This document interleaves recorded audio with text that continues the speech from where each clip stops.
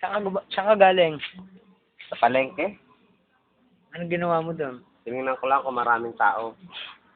Oo, pagdaan ko nga doon, may nag-alok sa akin ng relo. Sabi sa akin, Kuya, relo. Ay, Toy, hindi ko na kailangan ng relo, Toy. Sabi, bakit po? Kasi alam ko naman ang oras kahit wala akong relo. Paano po nyo nalalaman? Pagka ang araw ay nakatirik sa taas, tanghali na yon. Pag naman ang araw ay palubog na, alas 3 na yun. Sabi nung lalaki, paano po pag umuulan? Hilong ka, syempre. Mababasa ka. Gano'n. Sabi kong gano'n. Paano po paggabi?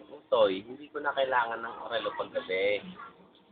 Ako'y tutulog na Kung gano'n, di siwala Ilakad-lakad ako. Punta ako sa tindahan ng pantalon.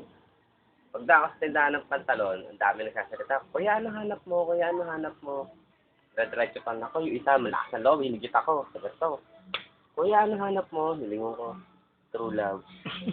Hanap ko true love. Pinitawan ako, diretso ulit. Yan, makain na ako ng jeep. Umuwi na ako. Yan, ito na nga ako. Kwento kita ng joke. Joke ako Ito. Mayroong mag-partner nasa motel. Tapos na magtsurbahan sa motel. Nakaisip ng laro yung babae. Sabi, laro tayo, nakaka-boring. Tapos na naman din tayo magtsurbahan. Naisip na laro ng babae. Kada isang prutas, bubunutin yung buhok sa baba ng lalaki. Pagkatapos ng babae, yung lalaki naman. Huwag nasabi na ng prutas. Una yung babae. Mangga.